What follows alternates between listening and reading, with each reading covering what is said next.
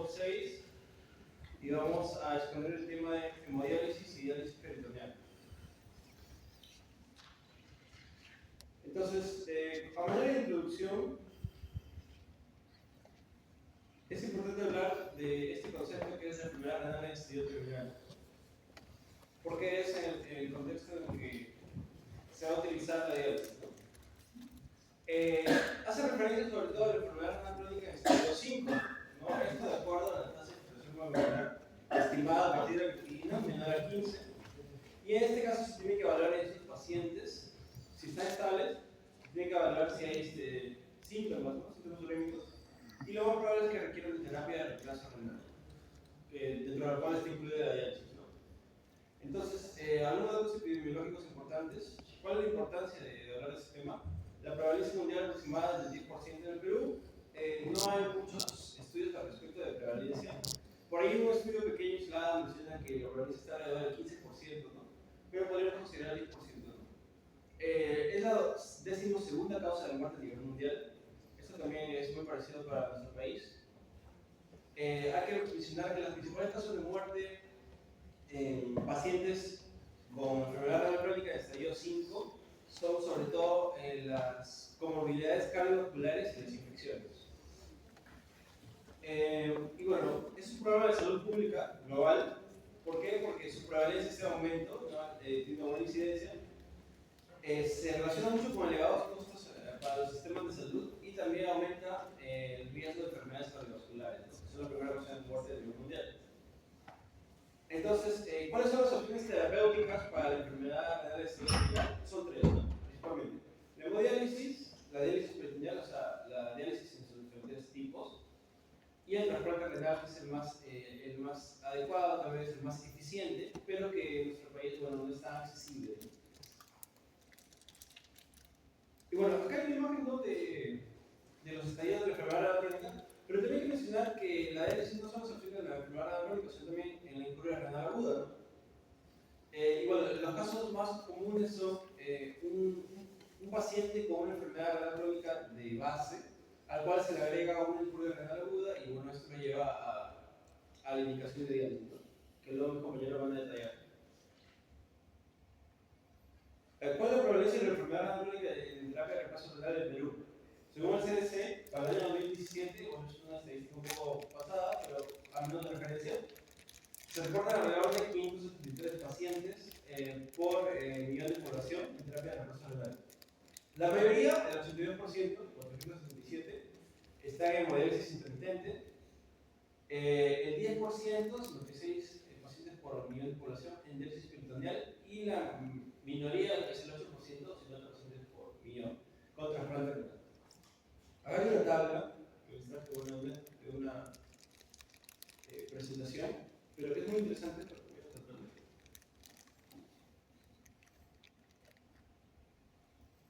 Ya.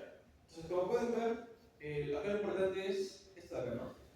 El estimado esperado, ¿no? O sea, los pacientes que están en estadio 5 de enfermedad renal crónica, que se calcula que hay en el Perú, que es aproximadamente, esta estadística de 2021, es aproximadamente 23.418, y el observado, es decir, los que van y se tratan en los hospitales, ¿no?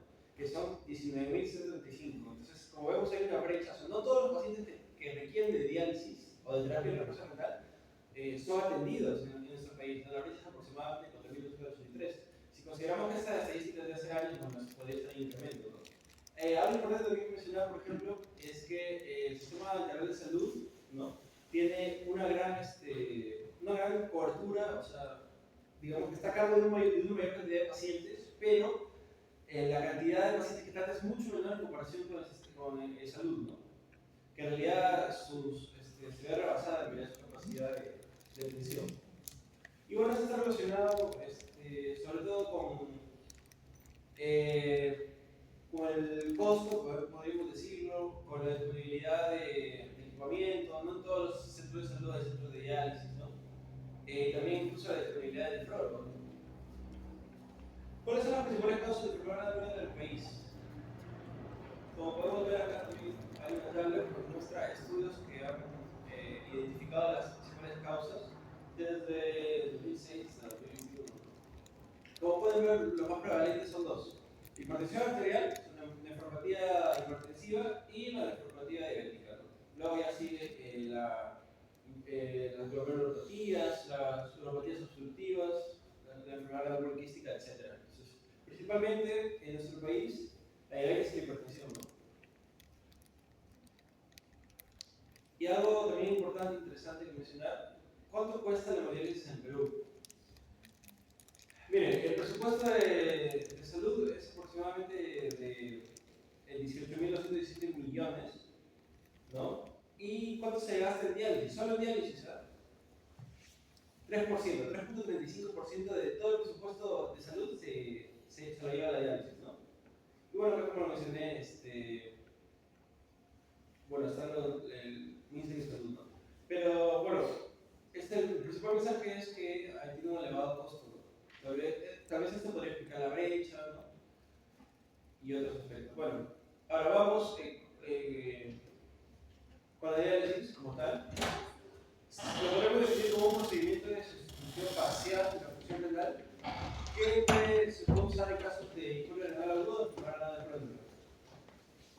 Ahora, sustitución parcial, o sea, no cubrir todas las funciones del riñón, ¿no? Porque sabemos que el riñón tiene funciones metabólicas y también hormonales, ¿no? Pero esas son las funciones que sí se van a encargar de reemplazar los pacientes que están por insuficiencia renal. El primero, la eliminación de productos del metabolismo nitrogenado, ¿no? La urea, las poliaminas, las guanidinas, etcétera, que van a causar todo este complejo sindrómico conocido como la uremia, ¿no? Que ya lo van a detallar en relación a las implicaciones de la diálisis. También nos va a ayudar con el equilibrio electrolítico, sobre todo la más grave, la hipercalemia, ¿no? Sabemos que los pacientes con insuficiencia renal no pueden excretar el calcio, y esto, bueno, es muy peligroso porque predispone a arritmias, ¿no? Aunque también pues, se puede presentar, por ejemplo, en pacientes renales crónicos, la hipocalcemia, hiperfosfatemia, ¿no? Incluso pueden tener lindatremos. El mantenimiento del equilibrio ácido-base, ¿no? Lo más común es que se presente con una acidosis metabólica a nivel elevado, que debe ser refractaria y también es una indicación directa de diálisis, ¿no? Y por último, lo típico también a veces es que el paciente venga hematizado, ¿no? Y que este no responde a diuréticos, ¿no? Entonces también la diálisis se va a encargar de regular el agua corporal, solucionando lo que son los edemas, la hipertensión secundaria, la insuficiencia cardíaca, un edema agudo de pulmón, etc.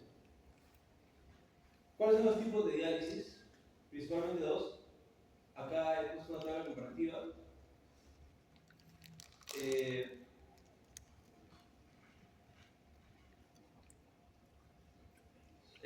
La hemodiálisis y la diálisis peritoneal, ¿no? ¿Cómo lo podemos diferenciar? La membrana que se usa para el filtrado de la sangre, ¿no? En la diálisis peritoneal, como su nombre lo dice, es el peritoneo, que, bueno, no es tan efectivo, ¿no? Como lo vamos a ver luego en comparación. Y en la hemodiálisis se utiliza una membrana semipermeable sintética, ¿no? Que contiene poros que, son, que van a permitir el paso de solutos y de agua, ¿no? En el acceso se utiliza un catéter peritoneal, ¿no? Que se coloca en el abdomen, y en la hemodiálisis se puede usar fístulas arteriovenosas, injertos, o en casos agudos se requiere entrar rápido en un catéter venoso central. La diálisis peritoneal se puede realizar en casa, ¿no? Mientras que la hemodiálisis suele realizarse en centros especializados, como algunas casas tal vez, ¿no? Pero principalmente en centros especializados, ¿no? ¿Cuál es la frecuencia de la diálisis peritoneal? Es continua, puede ser a lo largo del día o de la noche, y en cambio la hemodiálisis se suele dividir en sesiones, de 2 a 3 sesiones, lo usual es 3 sesiones por semana, ¿no? De 3 a 4 horas cada una. Acá está la relación, pues, los recambios se dan durante el día, la noche, y las sesiones durante 3 a 5 horas en hemodiálisis. Los mecanismos que los voy a pasar a explicar, ¿no? Son la difusión, la ultrafiltración, convección. ¿Cuáles son las ventajas? La diálisis peritoneal es mucho más accesible, es poco común en países desarrollados. En nuestro país sí se podría utilizar, ¿no? Pero lo que más se presta en el sistema de salud, digamos, es la hemodiálisis. De cierta forma sí puede cambiar la autonomía y no es tan invasiva, ¿no? Pero tiene sus complicaciones. Y la hemodiálisis, bueno, no dura todo el día, toda la noche con la diálisis peritoneal, pero poco tiempo, pero también implica el traslado a centro de diálisis, ¿no? Algunas ventajas, bueno, ahí está el riesgo de peritonitis, que mis compañeros lo van a detallar, ¿no? Y también, en caso de hemodiálisis, los accesos vasculares, que también muchas veces causan complicaciones graves, ¿no? Por último, ¿cuál es el mecanismo de la diálisis?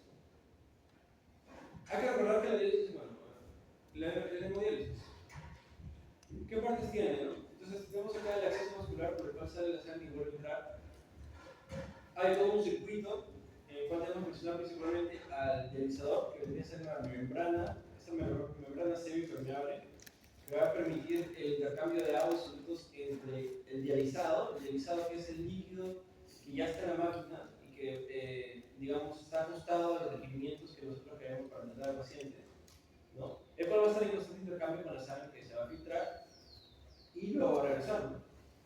Entonces, ¿cuál es el mecanismo por el cual actúa la diálisis a nivel de dializador? Principalmente dos, ¿no? Consiste en la purificación de la sangre por membranas semipermeables sintéticas mediante dos mecanismos, la difusión y la compresión. La difusión, como sabemos, esta membrana semipermeable, a ambos lados va a haber solutos que están en determinada concentración, ¿no? Y el paso, sobre todo, va a depender de la diferencia de gradientes, ¿no? ¿Hasta qué? Hasta que la concentración sea igual a ambos compartimentos de la membrana. Y el otro también es la diferencia de presión hidrostática, o sea, la presión transmembrana. ¿Qué quiere decir? Que la sangre va a estar, digamos, chocando contra la membrana a una cierta velocidad, con una cierta fuerza, y como es permeable el agua bueno, va a pasar, ¿no? Por esa misma diferencia de presión va a pasar hacia el otro compartimento, y con ella va a llevar a algún soluto, sobre todo más pequeño, ¿no? Entonces, esos son los dos principales mecanismos por los cuales funciona la diálisis. Mis compañeros van a detallar un poco más lo que es la hemodiálisis y la diálisis peritoneal. Gracias.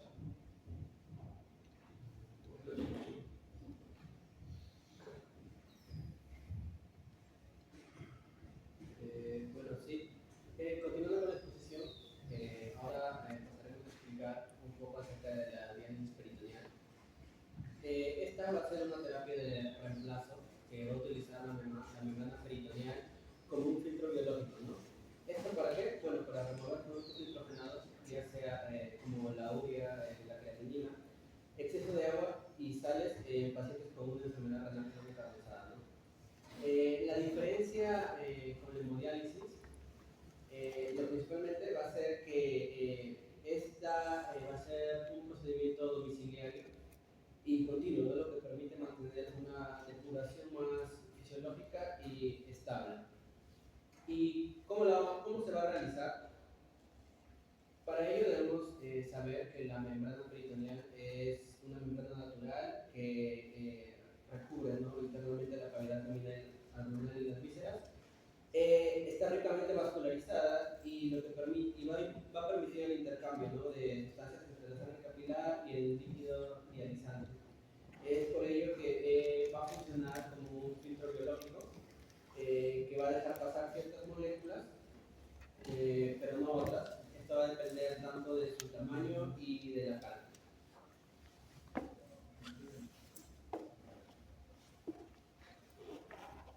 Bueno, el líquido de diálisis se va a introducir, ¿no? A través de un catéter permaneciendo varias horas. ¿Qué va a contener este líquido? Bueno, va a contener glucosa que ¿cómo se llama?, a servir como un agente osmótico, además de electrolitos como el sodio, el cloro, el calcio, el magnesio y el buffer, ¿no? Que puede ser bicarbonato o lactato. Una vez que se haya introducido el líquido dializante, se produce un intercambio de solutos por difusión, ¿no? Bueno, la difusión, como concepto, bueno, va a haber un paso de moléculas desde donde hay más concentración hasta donde hay menos, ¿no? Los productos tóxicos acumulados en la sangre, ya sea la urea, la creatinina, el fósforo, se mueven hacia el dializado, que inicialmente no los tienen, ¿no? Este proceso se da porque hay un gradiente de concentración entre la sangre capilar y el líquido de la cavidad peritoneal. Bueno, una vez que se realizó el intercambio de solutos, se pasa a la eliminación aguda mediante ultrafiltración, ¿no? Esto significa que va a haber un paso de agua desde la sangre hacia el dializado debido a una gradiente osmótica. Y como se mencionó arriba, esta gradiente es generada por la glucosa, ¿no? Que va a estar presente en el líquido dializante. Cuanto más glucosa tenga el líquido, mayor es la fuerza de atracción, según, bueno, por ósmosis, ¿no?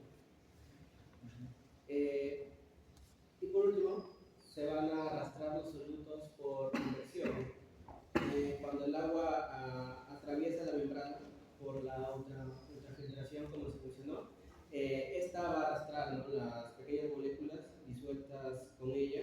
Esto se llama transporte convectivo y va a ser útil para eliminar las moléculas mediadas como ya sea péptidos, fármacos, entre otras, ¿no?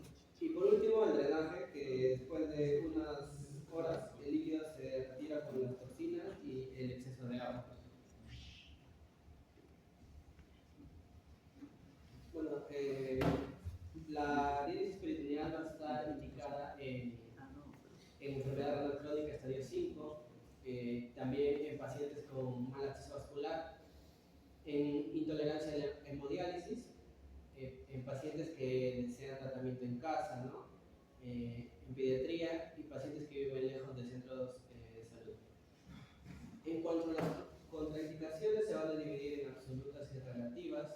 Las absolutas van a ser, bueno, la peritonitis esclerosante encapsulada, también una ausencia funcional o anatómica, ¿no?, del peritoneo, cirugías abdominales y bueno, en cuanto a las relativas, hernias abdominales no corregidas, una enfermedad inflamatoria intestinal, obesidad y mal soporte familiar o una falta de asexia domiciliaria.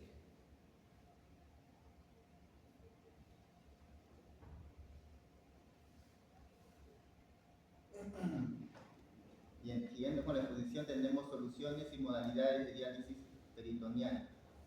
¿Qué soluciones contiene la diálisis peritoneal? La composición de la diálisis consta del agua estéril, que es el medio de dilución, también la glucosa, que va a venir en tres presentaciones, 1.5%, 2.5% y 4.25%.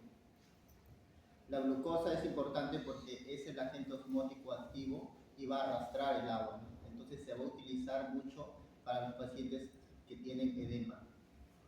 También electrolitos, por ejemplo el sodio, cloro, calcio y el magnesio. Esto porque recordemos que una de las indicaciones para dializar al paciente es porque tiene trastornos electrolíticos severos. También va a corregir la acidosis metabólica. También uno de los criterios de diálisis es cuando tenemos acidosis severa, menor a 7, algunos 7.1. Entonces la composición de la diálisis va a contener lactato o bicarbonato para poder contrarrestar la acidosis. Y el pH con la finalidad de evitar la contaminación, porque recordemos que la bacteria no prolifera, ¿no?, en un medio ácido. Ahora, ¿cómo nosotros podemos eliminar la urea?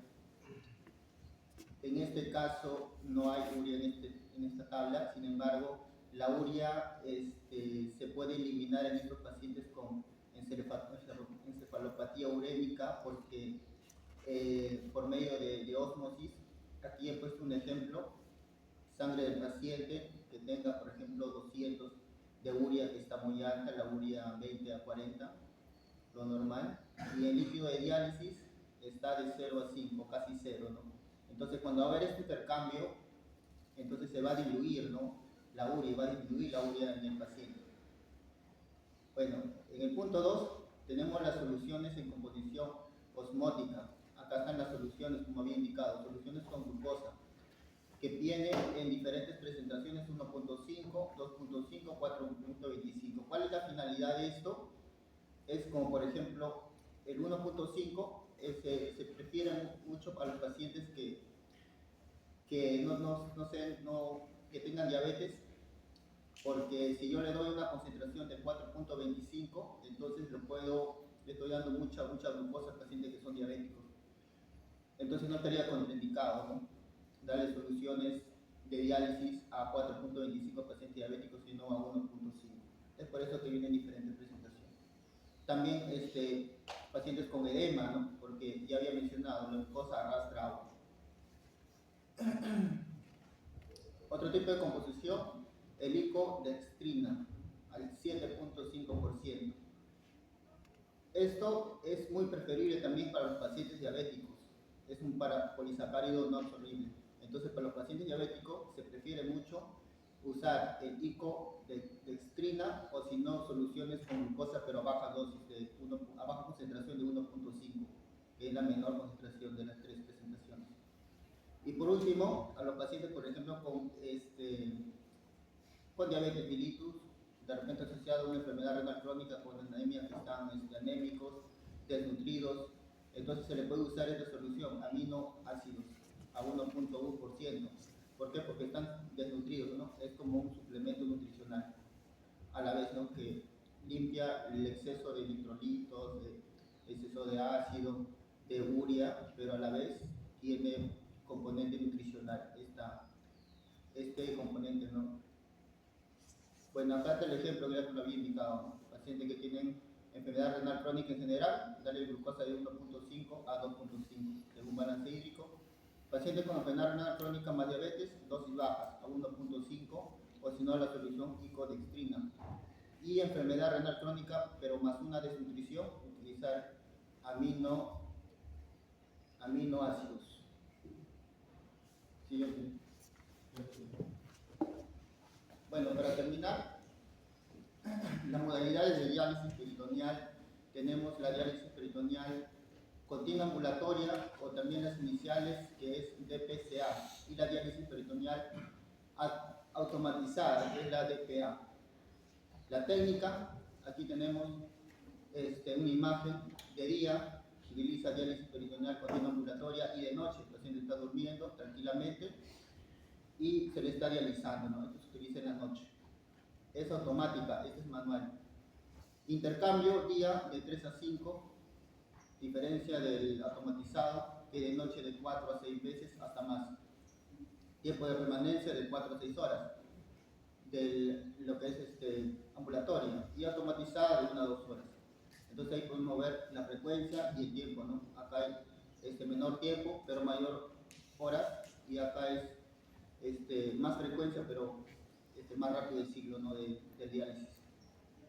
Ideal para zonas rurales porque no hay electricidad, en pacientes ambulatorios, diálisis ambulatoria. Y en cuanto a diálisis automatizada, se usa mucho en pacientes activos porque están trabajando y es muy incómodo estar en esta situación, entonces se le dializa en la noche.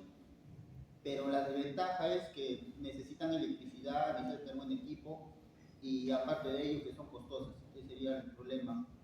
En mi caso, si yo por ejemplo fuera diabético, preferiría el automatizado, ¿no?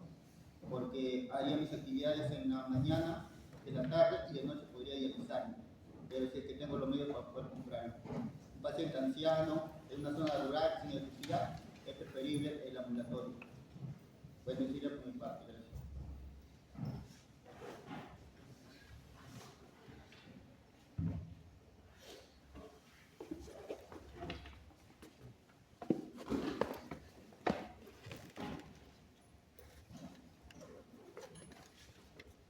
Gracias. En cuanto a las complicaciones, es importante tenerla en cuenta, ya que van a alterar el éxito del tratamiento y la calidad de vida del paciente, ¿no? Vamos a tener complicaciones no infecciosas, alteraciones metabólicas, problemas mecánicos y complicaciones relacionadas con el catéter.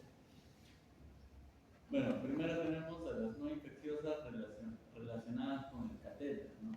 Lo primero que tenemos es la perforación o laceración de una víscera o vaso sanguíneo durante la implantación, ¿no? Que bueno, eso va a ser una complicación grave, y va a depender de la técnica empleada. Tenemos que el abordaje percutáneo con trocar del shock se va a asociar a un mayor riesgo en comparación con la técnica quirúrgica. Bueno, el diagnóstico definitivo, como vamos a hacer, tanto quirúrgico y también el tratamiento, ¿no? Y en cuanto a la prevención, se basa en una técnica quirúrgica meticulosa y en la elección adecuada del sitio de incisión. La siguiente complicación que tenemos es la rotura, perforación o desconexión del catéter, ¿no? Como vemos en la imagen, vemos una desconexión entre el catéter y el prolongador. La causa frecuente viene a ser la manipulación inadecuada del catéter, con la conexión a la máquina de diálisis, uso de pinzas que pueden dañar el catéter, gases que cubren el orificio desgaste mecánico del catéter debido al uso prolongado y hasta incluso algunas condiciones del mismo paciente, ¿no? Ya sea en pacientes obesos o que tengan tos crónica. Como consecuencia de esto, vamos a tener salida de líquido de diálisis a través del trayecto defectuoso, ¿no? Y ello va a producir una falla en el tratamiento o hasta incluso una peritonitis necesaria de una intervención quirúrgica. Y bueno, la prevención es básicamente seguir una técnica aséptica rigurosa durante todas las manipulaciones del catéter, educar al paciente sobre el cuidado de este y vigilar de cerca cualquier signo de infección. Bueno, lo siguiente que tenemos es la contaminación del extremo del prolongador, ¿no? La causa se produce cuando se realiza la conexión y las desconexiones en los intercambios mensuales, ¿no? Ya sea por roce accidental con las manos. La prevención es instruir al paciente para que realice un reemplazo lo antes posible por un nuevo tapón estéril y lo mantenga cerrado durante 15 minutos antes de su nuevo uso, ¿no? Y tener en cuenta la vigilancia extractiva del líquido drenado en los intercambios posteriores para descartar una posible infección.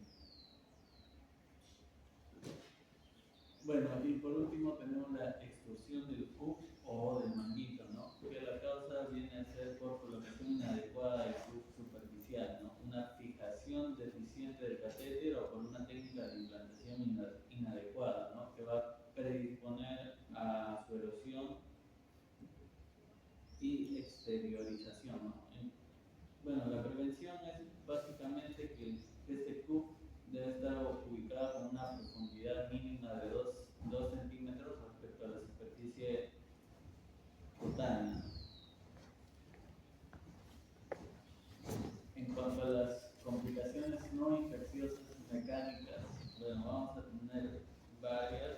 El hidrotórax, por ejemplo, que es la complicación más frecuente, que viene a ser la acumulación patológica de líquido en el espacio cerebral, ¿no? Se va a producir por la pérdida de eficacia de la diálisis y bueno, el líquido de la diálisis va a reducir la cantidad de líquido que va a permanecer en el abdomen para realizar la depuración de la sangre, ¿no? Y así va a disminuir la eficacia del tratamiento. Bueno, como tratamiento inicial para casi todas estas complicaciones va a ser suspender la diálisis para detener el flujo de líquido hacia la cavidad pleural. Se realiza una pleurocentesis evacuatoria y bueno, en la mayoría de los casos la resolución definitiva requiere una intervención quirúrgica, ¿no? Y para la prevención de fugas de líquido peritoneal es fundamental reducir la presión intraabdominal y asegurar una técnica de implantación eficaz, ¿no? Bueno, también dentro de ello vamos a tener el neuroperitoneo, el neumoperitoneo.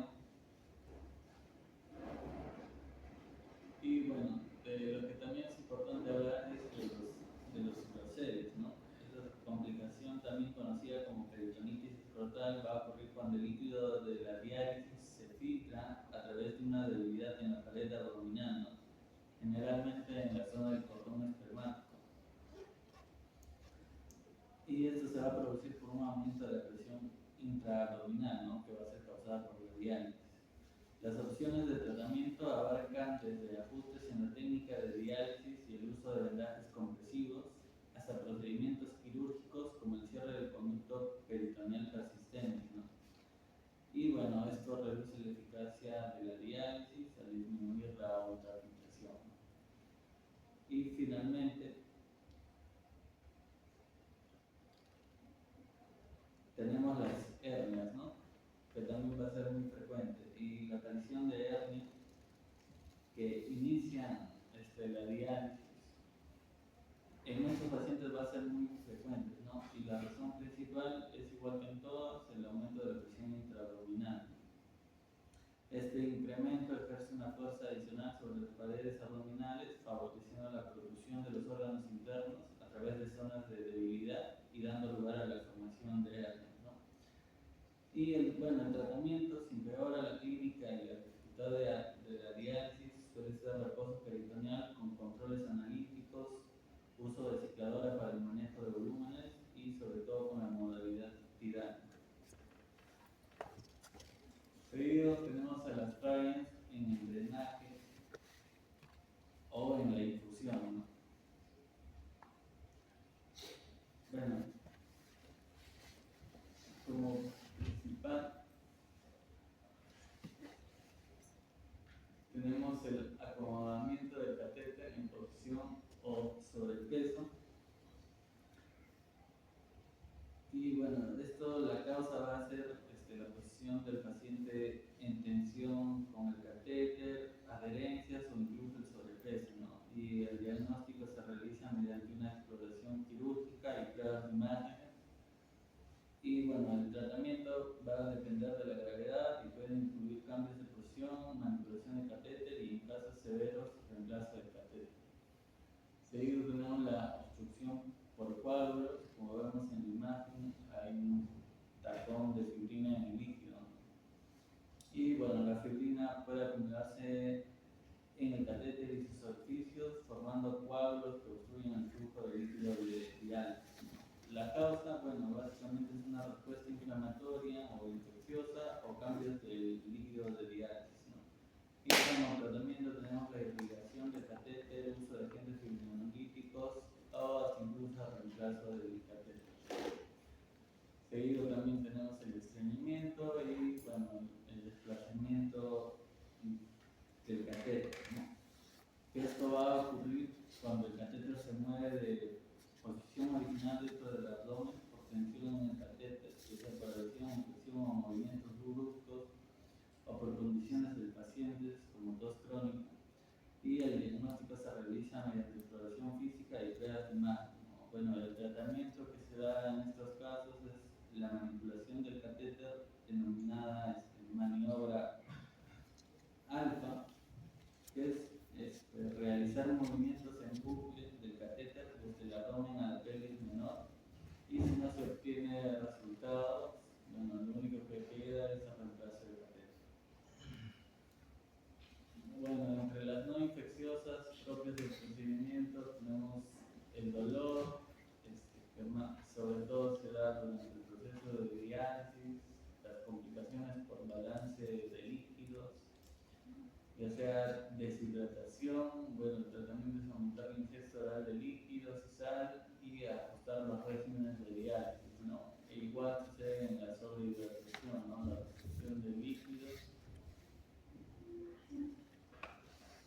y aumentar la frecuencia del intercambio, aumentar la frecuencia de diálisis, ¿no? Para el intercambio electrónico.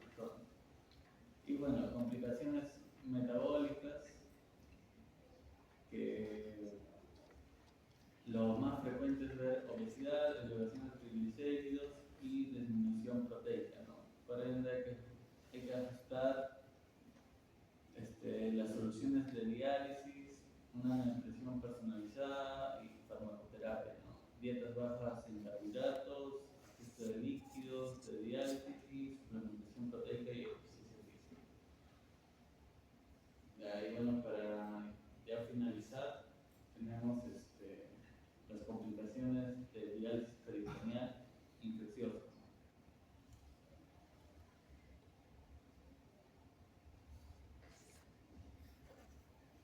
Bien, primero tenemos las infecciones del orificio de salida.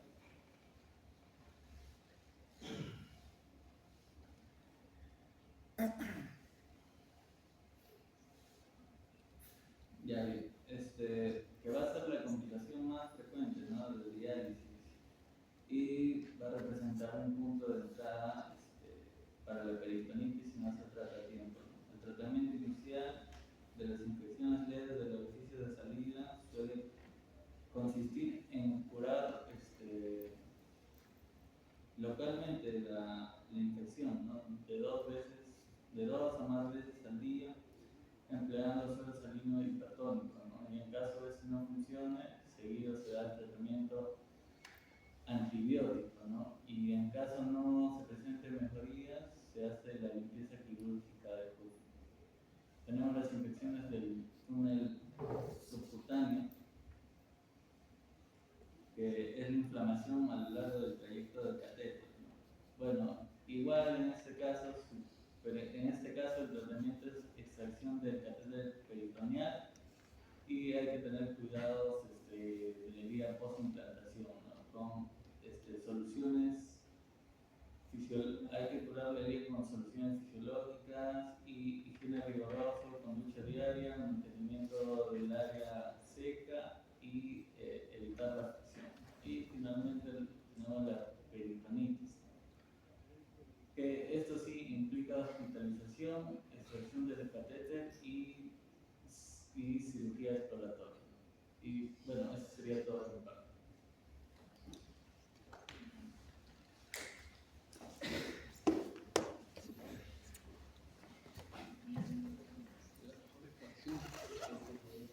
Bueno, ahora continuaremos con la hemodiálisis. Más que todo aquí, bueno, su definición, va a ser el tratamiento de reemplazo renal, que se va a encargar de la depuración extracorpórea de la sangre por una membrana que va a ser semipermeable.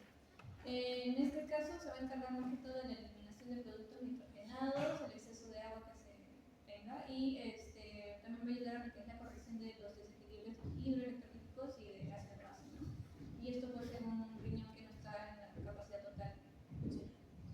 Bueno, como ya se mencionó, los mecanismos fisiológicos, acá vamos a tener a la difusión y al ultrafiltrado. La difusión más que todo se va a dar por un gradiente de concentración, ¿no? Lo que va a consistir en este caso es más que todo que va a haber un transporte de lo que sería de la sangre, que sería la solución de mayor concentración, hacia el líquido de la diálisis, ¿no? Y ahí pues lo que se va a excretar sería la urea, creatinina, potasio, fosfato, entre otros. Luego tenemos lo que sería el ultrafiltrado, y en este caso se va a regir más que todo por un gradiente de presión. ¿Cómo se genera el gradiente de presión en el equipo de diálisis? Más que todo el equipo lo que va a generar va a ser un vacío en lo que sería el líquido de la diálisis y va a generar también una presión positiva, ¿no? Tenemos la presión positiva y la presión negativa y por lo tanto gracias a esta diferencia de presiones lo que se va a generar pues, es un movimiento del exceso de agua y otros elementos. Con respecto a las indicaciones de la hemodiálisis, algo como absoluto, como ya se mencionó también lo que sería la urgencia dialítica, podemos recordarlo mediante las vocales, ¿no? La ácido de acidosis, un pH menor a 7.1, los electrolitos que vamos a observar, hiperpotastemia severa, refractaria a tratamiento, las intoxicaciones con sustancias dializables como el litio, metanol, el glicol y citratos, y el lado de overload de lo que sería sobrecarga de volumen, ¿no? Que sería refractaria a tratamiento también, y la uremia que sería mayor a 200 miligramos por decilitro. En este caso por encefalopatía, pericarditis, conmociones, etc. También se tiene que considerar aquí lo que sería el filtrado de miligramos menor a 10 o 15 mililitros por minuto por 1.73 metros cuadrados. Síntomas urémicos que sean progresivos, retención de líquidos no controlada y alteraciones electrolíticas persistentes, ¿no? Dentro de las contraindicaciones, no va a haber contraindicaciones absolutas, pero sí las relativas, ¿no? Y en este caso vamos a tener la inestabilidad hemodinámica severa, ya que durante la hemodiálisis se puede dar pues, una hipotensión, ¿no? También tenemos lo que sería el trastorno grave de coagulación, por riesgo de sangrado, ausencia de exceso vascular viable y pacientes en situación terminal no renal, ya que aquí más que todo también se evalúa lo que es la expectativa de vida, ¿no? Entonces, tener al paciente en situación terminal, quizá la calidad de vida puede ser que no mejore. Con respecto a los accesos venosos, aquí me basé en lo que sería la guía K-Dolki con Q, en el que primero lo que resalta es que se tiene que tener en cuenta que se tiene que hacer un tratamiento o un acceso venoso más que todo individualizado, ¿no? Y no ir de frente a lo que sería la fístula arteriovenosa, que de por sí es lo ideal dentro de los que vamos a observar. Ya sea de acuerdo a la expectativa de vida, la comorbilidad que tenga el paciente y también lo que sería la urgencia del tratamiento. Entonces, primero vamos a tener lo que sería la fístula periovenosa. En este caso, lo que va a consistir es la conexión entre una arteria y una vena, ¿no? Y esto que va a generar que pues, haya un flujo elevado y constante. Esta conexión lo que va a provocar es que la vena se engrose y se dilate, y esto va a ser observable. Por lo tanto, como vemos en la imagen, va a facilitar lo que sería la canalización para la hemodiálisis. Dentro de las ventajas que vamos a tener va a ser un mayor flujo sanguíneo para la diálisis, como observamos aquí el engrosamiento y la dilatación de la vena. También menor riesgo de infecciones y, bueno, es ideal para un tratamiento a largo plazo, ¿no? Porque no hay tanta necesidad de intervenciones seguidas. Y también tiene menor mortalidad. Lo que vamos a tener en cuenta en este caso, o en todo caso podríamos denominarlo como desventajas, sería que este fístula periovenosa tarda dentro de 4 a 8 semanas en comprar. Entonces no sería tan beneficioso para un tratamiento que sea de urgencia. También aquí vamos a necesitar un mapeo vascular preoperatorio y el fracaso de la maduración en este caso va a ser del 30 al 60%. Luego tenemos el injerto arteriovenoso, y en este caso es similar, solamente que el acceso vascular creado de manera quirúrgica se va a conectar mediante un material sintético o biológico, como observamos en la imagen. Bueno, las ventajas serían que es alternativa ante la fístula periovenosa, y en este caso va a tener un menor tiempo de maduración. En la fístula periovenosa era de 4 a 8 semanas y aquí va a ser de 2 a 3 semanas. Dentro de las desventajas vamos a tener que va a haber mayor riesgo de infecciones a comparación de la fístula periovenosa, y mayor riesgo de estenosis y trombosis, mayor número de intervenciones y de mayor hospitalización y mortalidad, pero con respecto a lo que sería la fístula periovenosa. Y bueno, por último, lo que sería el catéter venoso central. En este caso, bueno, sería el catéter, se va a insertar en una vena central de carga libre, como se menciona ahí, la pupila interna, subclavia y vamos a tener de acceso temporal, no tunelizado, es decir, no vamos a tener un túnel subcutáneo, urgente, o prolongado ya tunelizado, ¿no? Con el túnel subcutáneo que se vio en anteriores imágenes que mostramos para poder realizar en este caso también la hemodiálisis. Las ventajas que vamos a tener en este caso va a ser de acceso inmediato, ¿no? Entonces va a ser ideal para cuando el tratamiento sea de urgencia. Va a ser de colocación relativamente rápida. Las desventajas a comparación tanto del injerto periovenoso y del fístula periovenosa es que también va a tener un mayor riesgo de infecciones, trombosis, estenosis, y va a haber menos eficiencia de diálisis, va a haber mayor mortalidad, y bueno, dentro de las complicaciones vamos a tener extravasación y neumotórax en el procedimiento, ¿no? Para poder acceder a lo que sería la vena en este caso. Y bueno, ahora continuamos con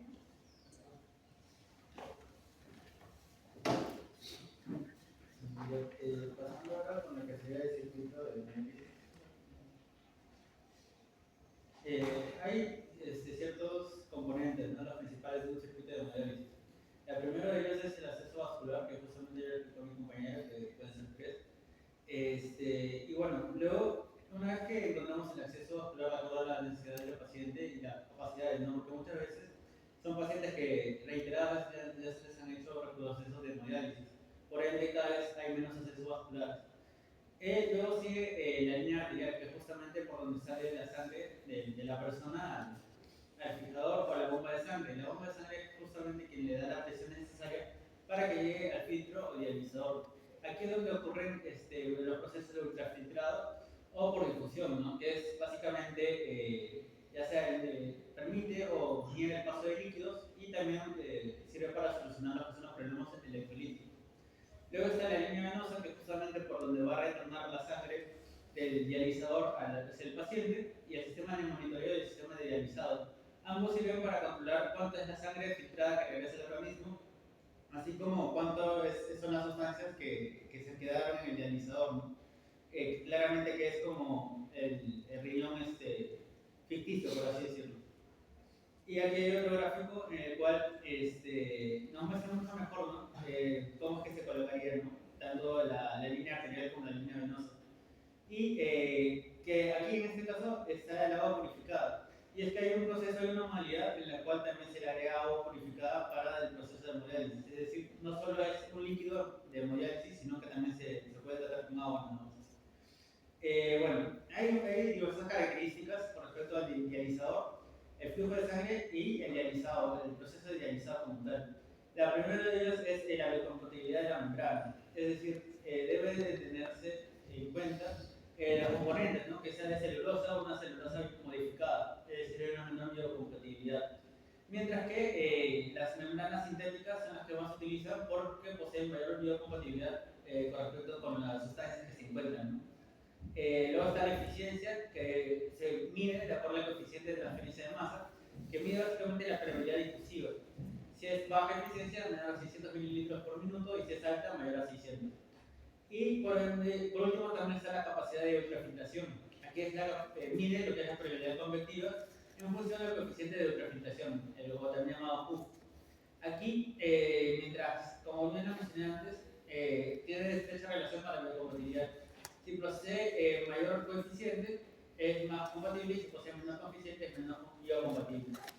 En base a estas características es donde se presentan las diversas modalidades, ¿no? La primera de ellas es la hemodiálisis de bajo flujo, en el cual la membrana es de baja permeabilidad. Si bien es cierto, antes se utilizaba mucho más la hemodiálisis de bajo flujo, hasta hace 20 años, porque era una de las primeras que se crearon, ¿no? Y que inicialmente lo que buscaba era reducir el tiempo de hemodiálisis. Ahora lo único que se busca con esto es, nos permite poner mucha más cantidad de filtrado, ¿no? Se filtra mayor cantidad de líquido, por así decirlo. Aquí la eficiencia puede estar tanto baja como alta, y acá busca reducir la dosis total más que reducir el tiempo, ¿no? Antes se buscaba reducir el tiempo con esta modalidad, pero ahora solo se busca adecuar la dosis total. Esto claramente no nos permitiría hacerlo con la hemodiálisis de alto flujo, ya que aquí lo que más se utiliza es el líquido de diálisis estéril, ya que acá se produce un proceso de retrofiltración. Y las ventajas con respecto al bajo flujo es que elimina mejor moléculas medianas, mientras que aquí las moléculas eliminadas son pequeñas y pierde eficacia con medianas y grandes, ¿no? Claramente es de acuerdo a qué trastorno hidroelectrolítico presenta el paciente, ¿no? Por ejemplo, una hipoalbuminemia, podríamos ver si es mejor con bajo flujo o con alto flujo, ya que en alto flujo los poros son más grandes, ¿no? Luego también tenemos la hemodiálisis extendida. Es una variación, básicamente aquí las ventajas es específica para eliminar inmunoglobulinas ligeras sin perder mucha albúmina. Como bien sabemos, el riesgo, uno de los riesgos o complicaciones de hacer la hemodiálisis es la hipoalbuminemia, y es por ende que se tiene que reponer de vez en cuando. Bueno, básicamente esta es la ventaja de la hemodiálisis extendida. Luego hay dos modalidades que se pueden confundir, la hemofiltración y la hemodiafiltración. Aquí, con la hemodiafiltración, lo que nos permite básicamente es un proceso de ultrafiltrado, en el cual se pueden llegar a filtrar entre 3 a 30 litros por sesión, y posee tanto alta biocompatibilidad como un flujo alto también, ¿no? Y acá, de acuerdo a la cantidad de líquido que se filtra, es decir, si es menor a 15 litros, se ve si es sin acetato o con acetato, ¿no? Y de acuerdo también a la hemofiltración online, ¿no? Que justamente este de acá es el que más se utiliza actualmente, porque es el que mejor eficacia posee, ¿no? El online. Y por otro lado, la hemofiltración, a diferencia de la hemodiafiltración, acá es difusión más convección, mientras que la hemofiltración es solo convección. Y acá claramente no se necesita un líquido de reposición estéril, a menos de que se trate de un gran volumen. La membrana es alta, igual que la hemofiltración, pero acá es poco usada en enfermedades renales crónicas, ¿no? Que justamente es una de las indicaciones para el hemodiálisis. Es decir, más se usa en UCI como una técnica continua, lenta y bien tolerada, ¿no? Porque solo posee un solo mecanismo. Es decir, no hay tanta posibilidad de riesgo o complicaciones. Pero con respecto a las moléculas que se eliminan, son principalmente medianas, es decir, no son tan eficaces como para eliminar la urea, ¿no? Y justamente urea es uno de los marcadores, ¿no?, altos que se encuentran en enfermedades renales crónicas, es decir, aquí no funcionaría esta modalidad. Y por ende, también hay otras modalidades. Estas son de acuerdo a las características, ¿no?, que mencioné anteriormente, del dializador, del flujo de sangre y del dializado. Mientras que, por ejemplo, de acuerdo a tanto el número de sesiones semanales, ¿no?, hay la hemodiálisis incremental, que es de 1 a 2 veces por semana. Aquí claramente son pacientes que recién están cursando con una enfermedad crónica o una insuficiencia renal crónica. La hemodiálisis convencional es lo que siempre encontramos en Payo, que son 3 veces por semana, que es más utilizada, por ejemplo, lunes, miércoles o viernes. Y viernes. Luego también están las 4 sesiones o días alternos, aquí es 4 por semana, y la hemodiálisis diaria. Acá es mayor o igual a 5 veces por semana. Acá mejora síntomas y calidad de vida, pero claramente necesito mayor control, ¿no? Porque al realizarse todos los días supone como si fuera un riñón normal, pero claramente el paciente o bien debería estar hospitalizado o tener un buen control domiciliario. Acá puede ser tanto la corta diaria, es decir, de una hora y media a 2 horas y media, de 6 a 7 días, es más fisiológica, ¿no? Justamente porque desde aquí se aparece mucho más a lo que sería el funcionamiento normal de un riñón. Mientras que la larga nocturna, que es de 6 a 8 horas, se realiza en casa, ya que hay beneficios tanto cardiovasculares como metabólicos, ¿no? También se puede dividir en las modalidades de acuerdo a la ubicación del procedimiento. Puede ser ubicaciones en hemodiálisis en centro, es decir, en el centro hospitalario básicamente, ¿no? Que es el 99% de los casos en medio de Perú. Con respecto a Perú, hemodiálisis domiciliaria, que acá claramente debe haber un personal de sea técnico o incluso el familiar que puede estar entrenado y posee un monitor portátil, claramente es bajo flujo, porque como bien lo mencioné anteriormente, posee menos complicaciones, ¿no? Y se puede adecuar mucho mejor la dosis. Y es más frecuente en los últimos años. Y el autocuidado en centro, es decir, que el paciente autónomo va a un centro satélite, sigue siendo solo recursos, pero casi no se realiza este tipo de autocuidado, ¿no? En nuestro país. Y por último está las características del paciente, ¿no? Si son pacientes agudos o pacientes crónicos. Como bien lo mencioné, en caso de enfermedad renal crónica, los mejores son menores de alto flujo y alta biocompatibilidad, como las modalidades que mencioné anteriormente, ¿no? Mientras que acá en crónicos es cualquier modalidad de acuerdo al estado clínico que presenta nuestro paciente. Ya por último, acerca de los resultados de las diferentes modalidades, ¿no? Por ejemplo, la Agencia de Evaluación de Tecnologías Sanitarias en 1996 destacó que faltaban estudios de relevancia clínica con respecto a las diferentes modalidades y membranas, ¿no? De la hemodiálisis. Mientras que, bueno, también decía que independientemente de la modalidad, los pacientes, el grupo de pacientes que sí o sí necesitan membranas sintéticas, que como ya hemos visto, que bueno, como bien he mencionado, son de alta biocompatibilidad, POC, desnutrición, infecciones recurrentes, amiloidosis, entre otros, ¿no? E incluso en el paciente con fracaso renal agudo. Mientras que en 2016, ahí sí encontraron cuál es la modalidad de preferencia o la que tiene mucho mejor, es más segura y bien tolerada. Y justamente la modalidad de filtración en línea, ¿no? O por sus siglas HDF-OL, ya que reduce significativamente la mortalidad por cualquier causa en comparación con la hemodiálisis de alto flujo, que es más riesgosa, ¿no? Entonces, podríamos concluir o extrapolar que la más segura, bueno, la más eficaz sería la modificación en línea para pacientes en enfermedad renal crónica y la menos complicada sería la de bajo flujo. Y aquí, bueno, pero sin embargo no encontraron evidencia concluyente de acuerdo a otros factores, ¿no? Como la tasa de hospitalización, uso de la eritropoyetina, entre otras cosas. Y bueno, eso sería todo con nosotros. Gracias. ¿Eso es todo?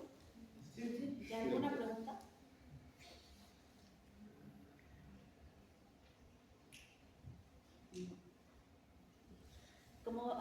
Como bien lo mencionaron al principio, es a quienes se les ofrece terapia con reemplazo renal, aquel paciente que tiene una enfermedad renal crónica avanzada y algunos pacientes que tienen insuficiencia renal aguda, pero bajo ciertas condiciones. Entonces,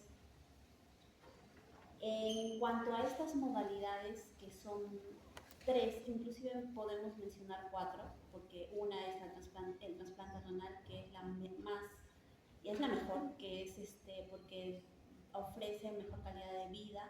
Si bien es cierto, puede ser más costo efectiva el primer año, pero ya su costo baja después del primer año. Entonces, y permite al paciente vivir casi con normalidad. Entonces, mejor opción, trasplante renal. Bueno, no lo han hablado, pero sí es importante que sepan ello. Mejor opción siempre va a ser trasplante renal.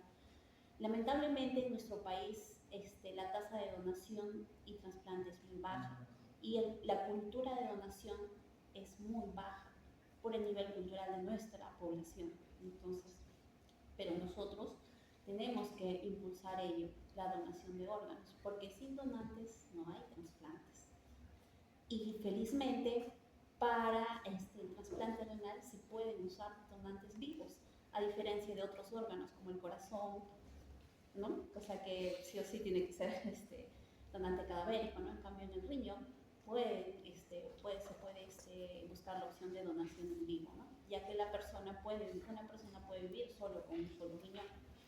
Entonces hay que buscar eso, impulsar eso y hablar de ello para poder mejorar nuestras tasas de donación y la calidad de vida de nuestros pacientes con insuficiencia renal crónica. Ya. Lo otro, mejor terapia de reemplazo renal, trasplante renal, de eso no hay duda. Entre la diálisis peritoneal y la hemodiálisis, según los estudios, no hay diferencias significativas en cuanto a mortalidad. Pero particularmente a mí y a muchos de nuestros colegas, segunda mejor opción es diálisis peritoneal. ¿Por qué? Porque en la diálisis peritoneal no es tan agresiva como la hemodiálisis. El mismo paciente puede hacerse la hemodiálisis. Hay mejor preservación de accesos vasculares, porque para la hemodiálisis lo que el paciente necesita es tener un acceso vascular, o sea, tener un catéter, tener una fístula, y poco a poco esto se va quemando y el paciente se va quedando sin accesos para poder dializar, y como última opción tienen a la diálisis peritoneal, cuando debería de ser al revés. Primera opción, diálisis peritoneal para preservar mejor los accesos vasculares. Y en diálisis peritoneal el paciente se mantiene, tiene un mejor estado, una mejor calidad de vida, porque el paciente se nutre más. Si es que, por ejemplo, es joven, en la noche se hace la diálisis peritoneal automatizada continua, como dijeron, entonces puede estudiar, puede trabajar, pero para ello necesita disciplina, higiene principalmente, y un ambiente de mucha salubridad, ¿no? Porque si es que no cumple estos criterios, el paciente no es tributario de diálisis peritoneal. Entonces, van a haber pacientes que se van a acoplar mejor a hemodiálisis y que su calidad de vida o su día a día va a ser mejor en hemodiálisis, a diferencia de otros que también se van a acoplar mejor a diálisis peritoneal. Entonces va a ser ofrecerle al paciente y buscar cuál es la mejor alternativa entre ambas, ¿no? Y también la cuarta que les decía, que es el manejo conservador, ¿no? Porque hay pacientes que van a estar en estadio terminal, que pueden ser que tienen pacientes oncológicos con insuficiencia renal crónica o cirróticos Charles C, que tienen insuficiencia renal crónica además, ancianos que ya tienen 95, 90 años, que quizás tampoco tengan mucho apoyo familiar. Entonces a estos pacientes lo que nosotros les ofrecemos es el manejo conservador. ¿Y cómo damos el manejo conservador? Es básicamente con la restricción de proteínas, que es manejo nutricional. También, si es que hay acidosis, damos suplementos de bicarbonato. Si es que todavía puede orinar, damos diuréticos. Entonces buscamos cómo manejarlo médicamente, ¿no?, el paciente. Entonces, ¿qué tipo de terapia de reemplazo se puede ofrecer al paciente? Va a depender de acuerdo a las necesidades y de acuerdo a las condiciones del paciente, ¿no? Entonces, por ejemplo, para pacientes que son cardiópatas y que son neurocríticos, nosotros ofrecemos la diálisis peritoneal como mejor opción, porque es menos agresiva en los cardiópatas, ¿no? La hemodiálisis, como lo han comentado, para que se realice este proceso hay salida de sangre del paciente y el corazón tiene que trabajar para compensar esta salida de sangre. Entonces, para los cardiópatas esto no es bueno. Entonces, mejor opción, diálisis peritoneal. Y hay para los neurocríticos también, o sea, recuerden que nuestro cuerpo, el sistema nervioso simpático, todo se activa para poder llevar mayor flujo sanguíneo al cerebro y corazón principalmente, y después queda todos los otros órganos, ¿no? Entonces los neurocríticos también, para ellos es bueno la diálisis peritoneal. La diálisis peritoneal es una mejor opción. Ya, entonces era eso lo primero que les quería comentar. Lo segundo, en cuanto a estas son algunas observaciones que quiero decirles de la exposición que han hecho. En cuanto a la concentración de líquido de diálisis peritoneal, no depende de si el paciente es diabético o no. Depende de tu objetivo de la diálisis peritoneal. ¿Por qué? Porque a mayor concentración va a llevar a mayor arrastre, o sea, mayor ultrafiltración. Ese es el por qué damos soluciones de mayor concentración, no porque si es diabético no. Entonces sí vamos a tener algunos cuidados en usar concentraciones muy, porque la concentración de líquido de diálisis peritoneal es una solución glucosada principalmente, entonces no es porque queremos evitar hiperglicemias o no tiene nada que ver, pero sí con cuidado usamos en pacientes diabéticos, ¿no? Sí vamos a tratar de darles soluciones con menor concentración porque se puede reabsorber, pero también ya pacientes que están con insuficiencia renal crónica, como lo habíamos hablado, ya tienen inclusive hipoglicemia, hay recirculación de la insulina, entonces como que no hay mucho problema por esa parte, a menos que sea uno que ya que todavía tengan problemas con el manejo de la glucosa, ¿no? Entonces ahí sí tenemos más cuidado. Pero si no hay con ello, nuestro objetivo de usar una solución más concentrada es ultrafiltrar más. Y la diálisis peritoneal se prescribe, se individualiza también la prescripción a cada paciente. Hay pacientes que van a necesitar 3 recambios, otros 4 recambios al día, dependiendo del estado de volemia del paciente, si necesitamos ultrafiltrar más o no, también dependiendo de los niveles de uremia, ¿no? Porque hay algunos pacientes que les gustan comer bastante, entonces sus niveles de urea también son más altos, entonces tenemos que darles más, indicarles más recambios de diálisis peritoneal al día. Ya, esa era. De ahí, en Perú usamos solo soluciones con glucosa. No hay la icodextrina ni soluciones con aminoácidos, lamentablemente. Y las presentaciones varían de empresa, de la empresa que los produce, ¿no? Hay inclusive 4.5, hay sistemas Baxter, sistemas Fresenius, pero eso ya es secundario, ¿no? De ahí la otra observación que quería hacerles en cuanto a la hemodiálisis, ¿no? Entonces, en cuanto a la hemodiálisis, para la hemodiálisis necesitamos un acceso vascular, idealmente tiene que ser una fístula arteriovenosa. Lo ideal es que se busquen los pacientes que van a iniciar hemodiálisis, que inicien la hemodiálisis con su fístula arteriovenosa, que ya se va a crear en estadios predialíticos, ¿no? Pacientes que ya son diagnosticados de insuficiencia renal crónica, estadio 4 o 5, pero todavía no necesitan diálisis, nosotros los preparamos y hacemos que primero se creen su fístula arteriovenosa para que por ahí puedan iniciar, porque tiene menor tasa de infecciones,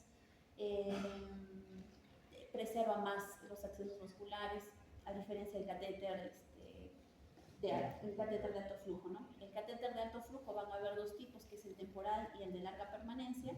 El del temporal, que es lo que colocamos cuando inician los diálisis de emergencia, se coloca, solamente es para 2 semanas, pero aquí en nuestro país lamentablemente lo usan 4 semanas y hay algunos pacientes que llegan incluso hasta tener más de 1 año ese catéter, lo cual no debería de ser. De ahí el otro acceso definitivo es el catéter de larga permanencia, que es un catéter tunelizado que va debajo de la piel y que también tiene menores tasas de infección, ¿no? De ahí, en cuanto a las indicaciones de hemodiálisis, sí es cierto, de hemodiálisis de emergencia, está bien el acrónimo que su compañera les expuso sobre el A, E, I o U, nunca se olviden, pero en cuanto a la uremia, no hay un rango establecido para indicar la diálisis, o sea, si tienen un paciente con una urea más de 200, le indico a diálisis, no. Ese no es un rango por el que lo tenemos en cuenta para iniciar el diálisis. Lo que tenemos en cuenta es la encefalopatía, la clínica, si tiene encefalopatía urémica, si está con trastorno del sensorio, si tiene flapping, su supongo que han evaluado a los pacientes renales la presencia de flapping, ¿no? Que es neuropatía urémica, ¿no? O sea, que vemos la acumulación de urea, toxinas urémicas a nivel del sistema nervioso, ¿no? Si tiene pericarditis urémica, si tiene todo lo que tiene las urémicas, ¿no? Gastropatía, pericarditis, encefalopatía, neuropatía, todo lo que produce la uremia, entonces sí es indicación de diálisis de emergencia. De ahí acidosis, trastorno hidroelectrolítico, que es una hipercalemia, todo si es refractaria a tratamientos. Si primero no has tratado tu acidosis o has tratado tu hipercalemia, no nos llamen. O sea, es lo que decimos cuando estamos respondiendo interconsultas, ¿no? Primero has tenido que hacer tu parte médica para recién buscar la hemodiálisis, porque también recuerden que la hemodiálisis tiene sus riesgos. Como también lo ha mencionado su compañera, riesgos como que al momento de colocar el catéter puede producirse un neumotórax, un hematoma, inclusive el paciente puede fallecer, ¿no? Cuando se coloca en larga permanencia, por ejemplo, si es que no sabíamos el antecedente cardíaco, ¿no? Entonces es riesgoso. Entonces primero, lo menos riesgoso, tu manejo médico. Si no responde a tu manejo médico, indicamos la diálisis. De ahí lo otro es, esto es indicaciones de hemodiálisis de emergencia. En cambio, ¿cuál es la indicación de diálisis diálisis crónica, nosotros le decimos, ¿no? Es cuando tu tasa de filtración es menos de, 7. Tu punto es 7. Algunas literaturas dicen 8. A menos de que tenga una tasa de filtración menos de 15 a 10, pero ya haya una clínica agregada, ¿no? O sea, ya no haya un adecuado manejo de la bulimia, que ya haya una gastropatía, que ya haya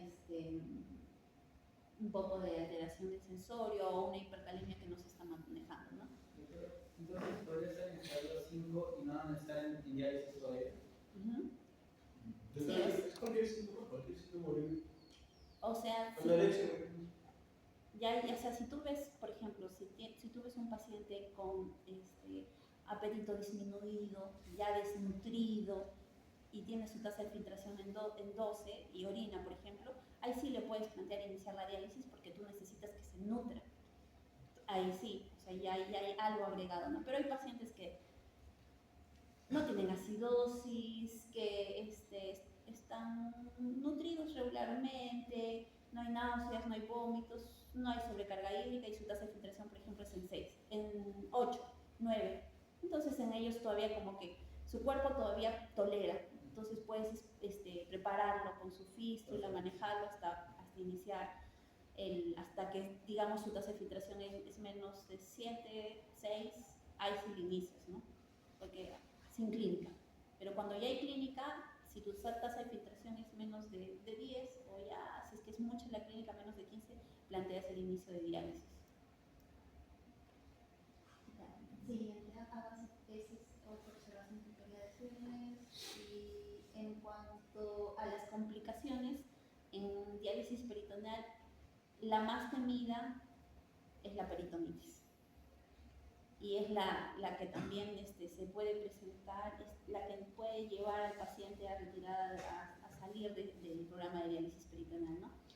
Y cuanto más episodios de peritonitis tenga el paciente, más se quema o se malogra su peritoneo, ¿no? Entonces ya quema esa opción.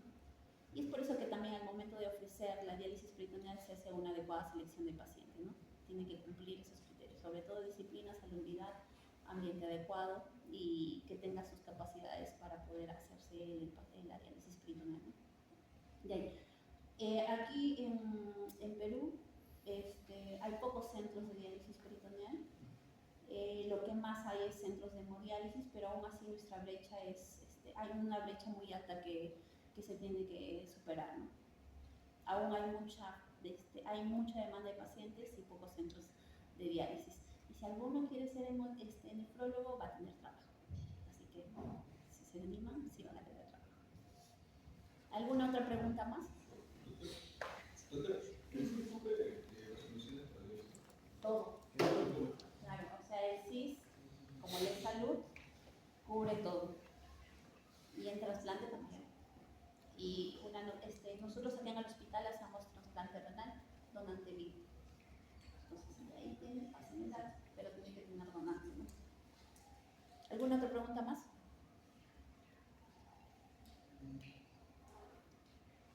Doctora, con respecto a las complicaciones de la hemodiálisis que usted mencionó, ¿cuál es la más frecuente?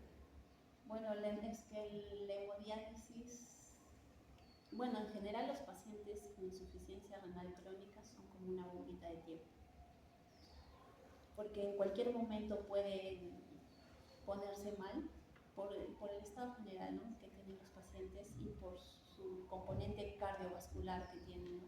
O sea, cualquier rato les da un infarto, puede ser inclusive en sala de diálisis o en su domicilio. Entonces, y en sala de diálisis, o sea, en los pacientes en diálisis, las complicaciones son que se descompensen, ¿no? Porque es con volumen lo que trabajamos, ¿no? Entonces, presentan hipotensión, pueden producir náuseas, vómitos, salen cansados, salen agotados porque hay un consumo energético muy alto para que el paciente pueda tolerar la diálisis. Entonces, Sí, porque incluso cuando íbamos a por y regresando de diálisis, ya no se las podía hacer visto en la clínica porque no querían, o sea, salen estaban con cansados. cefalea incluso. Sí, o sea, salen agotados. Entonces, es un manejo más agresivo que la diálisis peritoneal, ¿no? Que necesita más consumo de energía.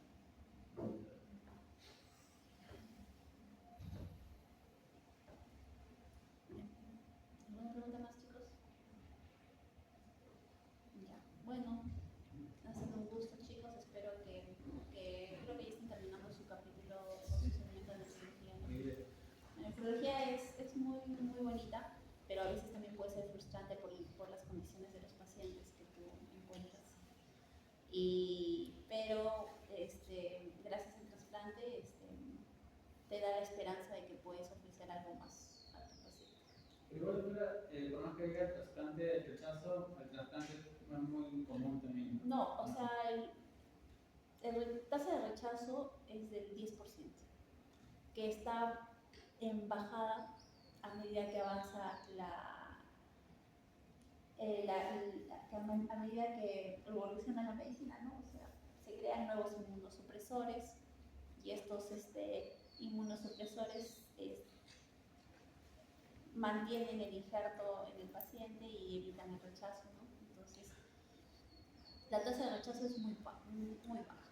Nosotros aquí en el hospital hemos trasplantado ya 28 pacientes. Un paciente nos ha hecho rechazo, que ya ha regresado a diálisis peritoneal, pero es baja, no se lo esperaba, pero es la mejor opción. Así que ama, dona, vive. Vive sí, a las... Ya, eso es todo, chicos. Nos vemos. Gracias.